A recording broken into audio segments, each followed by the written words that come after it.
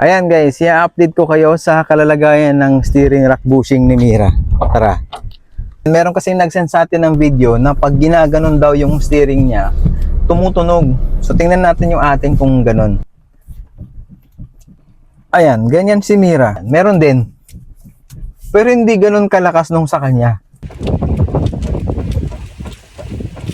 At actually may gusto akong ipakita sa inyo, kaya maganda iangat natin si Mira. Ito yung kalalagayan ng gulong ni Mira. May tunog. Iniisip ko na i-adjust yung preload nitong steering rack, no?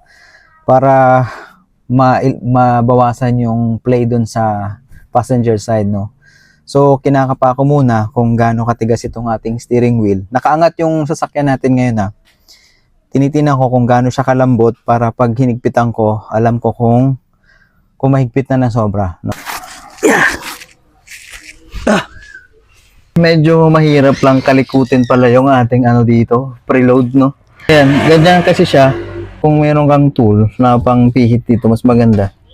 Ayan, iniisip ko kasi itong pipe wrench yung gagamitin ko. Pero, mahirap siyang pagkasyahin. Kaya ganyan, no?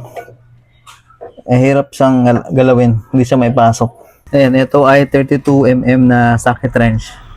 Pero hindi siya kasya dito. Ayan, no?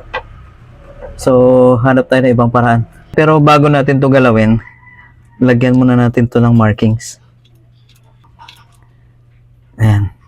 Sinubukan ko rin tong na to, vice grip na to, pero dumudula siya. So, ang last option ko, ito, try natin to. Mukhang pwede siya. Ano? Dumulas. Dumudulas. Parang gusto ko nang ibaba tong talangka. Hirap.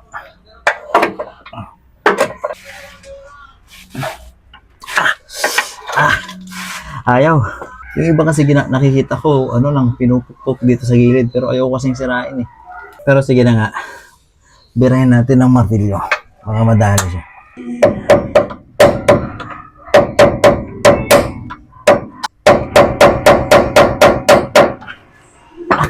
Ang tigas din niya. Kailangan na natin ng unan. Ang sakit na sa, leeg. Mukhang utang ko to. Utang ko sa inyo.